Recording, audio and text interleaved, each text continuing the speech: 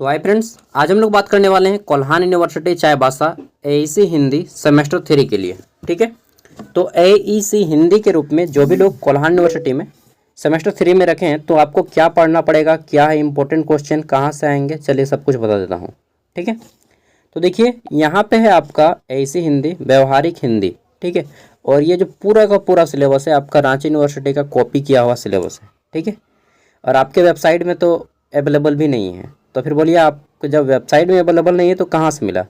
तो ये आपके ही यूनिवर्सिटी का एक टीचर ने भेजा है हमको, प्रोफेसर ने। ठीक है, देख लेते हैं। तो यहाँ पे पहले सिलेबस देखिए कितना मार्क्स का आएगा और रांची यूनिवर्सिटी से कैसे मैच करता है। तो यहाँ पे ध्यान दीजिएगा, आपका 5 गो पॉइंट है। पाठ्यक्रम के इस अंश का अधिगम परिणाम निम्नवत होगा। यहाँ पे 5 पॉइंट बोले गए हैं। ठीक है, और पहला है आपका प्रशासनिक पत्र लेखन के नियम से विद्यार्थी परिचित होंगे। और अंतिम वाला देखते हैं, निबंध लेखन की कला विद्यार्थी जान सकेंगे। अब देखते हैं रांची यूनिवर्सिटी का सिलेबस। ठीक है, क्योंकि अगर सिलेबस मैच कर गया तो क्वेश्चन भी मैच करेगा। ये देखिए, ये है रांची यूनिवर्सिटी का सिलेबस एईसी हिंदी का। यहाँ पे देख लीजिए रांची यूनिवर्सिटी लिखा हुआ है। ठीक है, और एईसी हिंदी यहाँ पे देखिए, पाठ्यक्रम के इस अंश का अधिगम परिणाम निम्नवत होगा। और पहला है आपका प्रशासनिक पत्र लेखन के नियमों से विद्यार्थी परिचित होंगे। और अंतिम, निबंध लेखन की कला विद्यार्थी जान सकेंगे। एकदम सब कुछ मैच कर रहा है। अब यहाँ पे देखिए यूनिट 1 और यूनिट 2। यूनिट 1 में आपका शुद्धि शब्द, वाक्य शुद्धि, वर्ण संक्षेपण, पल्लवन, विविध पत्र लेखन, मुहावरे, प्रत्यय, उपसर्ग और लोकोक्तियाँ। और दूसरा है निबंध, जिसमें आपका पर्यावरण के ऊपर है, नैतिकता के ऊपर है, विज्ञान के ऊपर है, साहित्य, राष्ट्रीय और आधार मतलब राष्ट्रीयता पे आधारित। ये रांची यूनिवर्सिटी के सिलेबस में बोला गया है।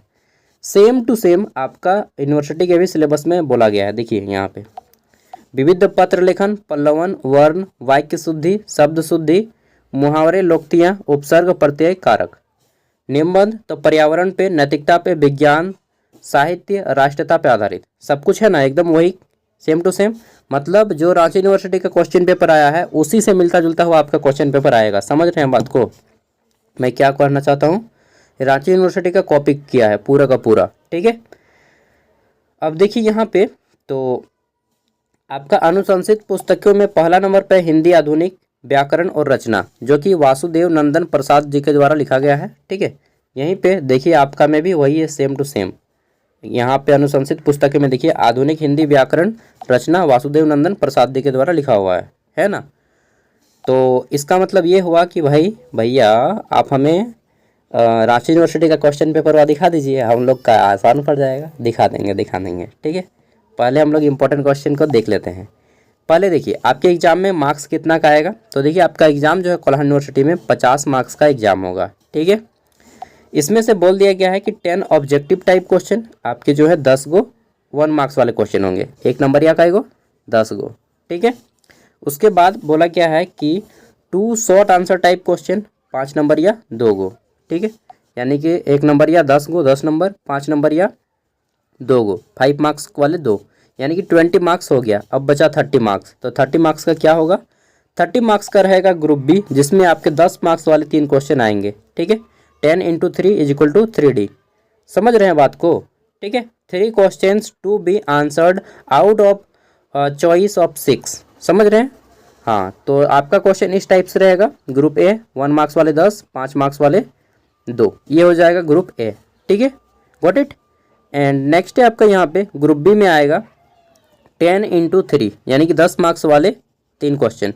ठीक है, ये हो जाएगा आपका ग्रुप बी। समझ गए होंगे आप लोग सभी को? हाँ, अब इसमें ये भी बता दीजिए सागर भैया कि आपका एग्ज़ाम में पासिंग मार्क्स कितना है। तो देखिए दोस्तों, 50 मार्क्स का एग्ज़ाम होगा। ठीक है, इसको पास करने के लिए आपको 20 नंबर लाना होगा। ठीक है, कितना नंबर? 20 नंबर मात्र। हाँ, मात्र। और टाइमिंग कितना मिलेगा? तो टाइम आपको 90 मिनट मिलेगा दोस्त, 90 मिनट। ठीक है, यानी कि 1.5 घंटा। लिखित में एग्ज़ाम होगा। ठीक है, अब बोलिएगा कि हमें इंपॉर्टेंट क्वेश्चन करवा दीजिए। तो चलिए अब आप लोग को इंपॉर्टेंट क्वेश्चन करवा देते हैं। सेम टू सेम जो रांची यूनिवर्सिटी का कराया है वही आपका भी कराऊंगा। क्यों? क्योंकि भाई उसी से मिलता जुलता है ना, तो सभी क्वेश्चन आपके वहीं से आएंगे। ठीक है, यहाँ पे मैं रांची यूनिवर्सिटी NPU प्लस आपका कर देता हूँ कोल्हान यूनिवर्सिटी प्लस KU। ठीक है, इसको कर देता हूँ KU प्लस कर लीजिएगा, ठीक है। ऐसी हिंदी सेमेस्टर 3 देखते हैं। यहाँ पे ये सभी क्वेश्चन मैं दे रहा हूँ, आपको इन सभी क्वेश्चन का आंसर घर पे प्रैक्टिस कर लेना है, ठीक है।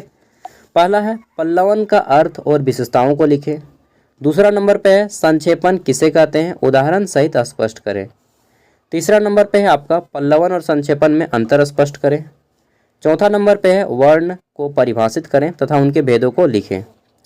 पांचवा है आपका कारक की परिभाषा, उनके भेद तथा कारक चिन्हों को लिखें। 6 नंबर पे उपसर्ग प्रत्यय में क्या अंतर है, ठीक है, उदाहरण सहित बताइए। नेक्स्ट है आपका यहाँ पे औपचारिक पत्र लेखन से आप क्या समझते हैं, इसकी विशेषताओं को लिखें, ठीक है। और आपको निबंध जो लिखने आएगा इन्हीं 5 में से किसी एक टॉपिक पे आएगा। देखिए निबंध आ सकता है आपका पर्यावरण प्रदूषण पे, दूसरा है नैतिकता पे आ सकता है, तीसरा आपका विज्ञान वरदान या अभिशाप पे आ सकता है, चौथा साहित्य पे आ सकता है, पांचवा राष्ट्रीय एकता पे आएगा, या छठा स्वतंत्रता दिवस या गणतंत्र दिवस के ऊपर आएगा, ठीक है। इनमें से किसी एक टॉपिक पे ही आएगा, इससे बाहर नहीं जाएगा। इतना कॉन्फिडेंस के साथ बोल रहे हैं भाई, हाँ भाई इतना कॉन्फिडेंस के साथ बोल रहे हैं, ठीक है। चलिए ये तो हो गया सिलेबस इंपॉर्टेंट क्वेश्चन। अब बात आता है पढ़ने के लिए भी कुछ दे दीजिए, तो लिखिए निबंध का जितना भी टॉपिक है मैं दे रहा हूँ। जैसे पर्यावरण के ऊपर है आपका पहला वाला, ठीक है, ये पर्यावरण को इंग्लिश में क्या बोलते हैं मालूम है ना आपको, क्या बोलते हैं, एनवायरनमेंट। नेक्स्ट देख लेते हैं। तो अगला है हमारा यहाँ पे दूसरा साहित्य की उपयोगिता, ठीक है। साहित्य के ऊपर कहाँ गया यार, एक मिनट, हाँ यहाँ से साहित्य, ये आपका है साहित्य के ऊपर निबंध है, ठीक है। साहित्य को इंग्लिश में लिटरेचर बोलते हैं, लिटरेचर, ठीक है। तीसरा देख लेते हैं। तो फिर आपका आता है यहाँ पे, अरे यार ख़त्म कर दिए, 2 ही को दिए क्या, रुकिए यहाँ पे मैं एगो मिस कर दिया और एगो होगा साहित्य, यहाँ पे नैतिकता, ये रहा नैतिकता के ऊपर, ठीक है। यहीं पे है, सब कुछ खोज लीजिएगा। नैतिकता के ऊपर निबंध, साहित्य के ऊपर निबंध और आपका पर्यावरण के ऊपर निबंध, 3 गो दे दिए। उसके बाद 2 गो और बच जाता है, तो 2 गो और लीजिए। करियर पर निबंध, इसको पढ़ लीजिएगा, बहुत ज़रूरी है, इसको मैं पढ़ने के लिए दे रहा हूँ, ये एग्जाम में नहीं आएगा, पहले ही बता देता हूँ, ठीक है। ये विज्ञान वाला आपके एग्जाम में आ सकता है, विज्ञान के चमत्कार, ठीक है। विज्ञान तो सबको जानते हैं। आगे देख लेते हैं विज्ञान और तकनीकी पर निबंध, ठीक है। नेक्स्ट राष्ट्रीय एकता का महत्व पे निबंध, ठीक है। नेशनल इंटीग्रेशन पे आपको आ सकता है ऐसा लिखने को, और राष्ट्रीय एकता का ये अखंडता, ठीक है।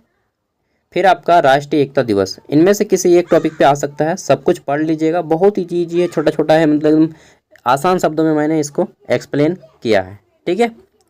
चलिए उम्मीद करता हूँ कि सब कुछ आपको अच्छे से आ जाएगा। बाकी एक नेक्स्ट वीडियो में रांची यूनिवर्सिटी के क्वेश्चन पेपर को मैं करवा दूंगा, ठीक है। उतना कर लीजिए, काफ़ी है ऐसी हिंदी के लिए। बाकी ऐसी इंग्लिश का भी आप लोग, ऐसी हिंदी है तो फिर इंग्लिश कैसे रखिएगा, ठीक है।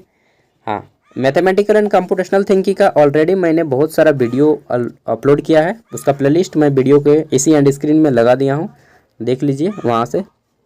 और BBMKU का जितना क्वेश्चन आया है विनोद बिहारी महतो कॉलेज यूनिवर्सिटी धनबाद में मैथमेटिकल एंड कंप्यूटेशनल थिंकिंग का, वो सभी कर लीजिएगा। क्योंकि आपका जो सिलेबस है वो उसी से मैच करता है, यानी कि उसका जो क्वेश्चन आया था आपका भी वही क्वेश्चन आएगा, पक्का समझ रहे हैं। चलिए बाय। और PDF में वीडियो का डिस्क्रिप्शन में सब दे दूंगा आपको, ठीक है।